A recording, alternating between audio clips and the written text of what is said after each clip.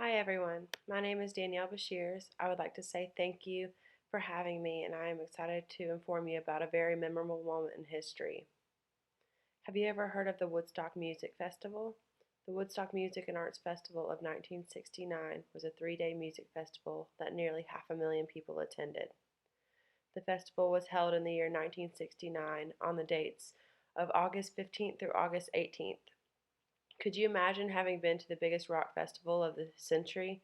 Today I'm going to tell you about the Woodstock Music Festival. It all began with Michael Lang, Joel Roseman, John Roberts, and Artie Cornfield, the festival's inexperienced promoters. Their intentions were to make enough money from the festival to open a recording studio in Woodstock, New York. The festival was planned to be held in Woodstock, New York, but the idea was shot down by the people of the city. They tried a few other locations and wound up finally being approved at Massey Asgar's Dairy Farm in Bethel, New York, which was about 50 miles or so from Woodstock. Only about 186,000 tickets were sold in advance at $18 per ticket. They planned things such as food, showers, and bathrooms for possibly 200,000 people to show up for the event.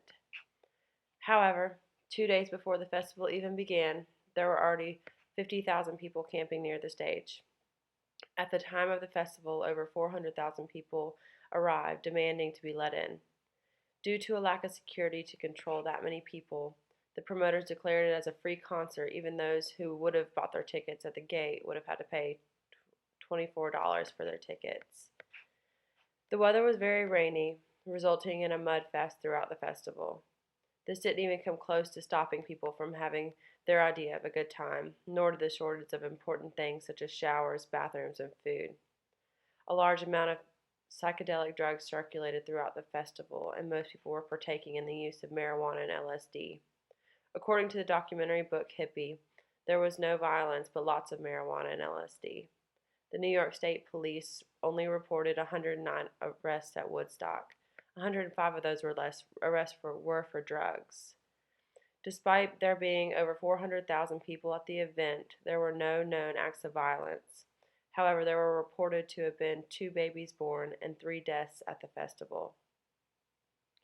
One death was due to a heroin overdose, another by a ruptured appendix, and the last one was a man who was run over by a tractor as he was sleeping in a sleeping bag. There were 32 acts scheduled to perform at Woodstock, but one band couldn't make it. Artists such as Jimi Hendrix, Blood, Sweat and Tears, Janis Joplin, Santana, The Who, Creedence Clearwater Revival, and Joe Cocker played at the festival.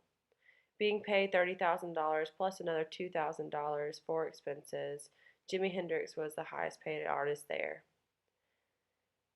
Blood, Sweat and Tears followed him as the second highest paid artist at $15,000. However, not everybody got paid even close to those amounts.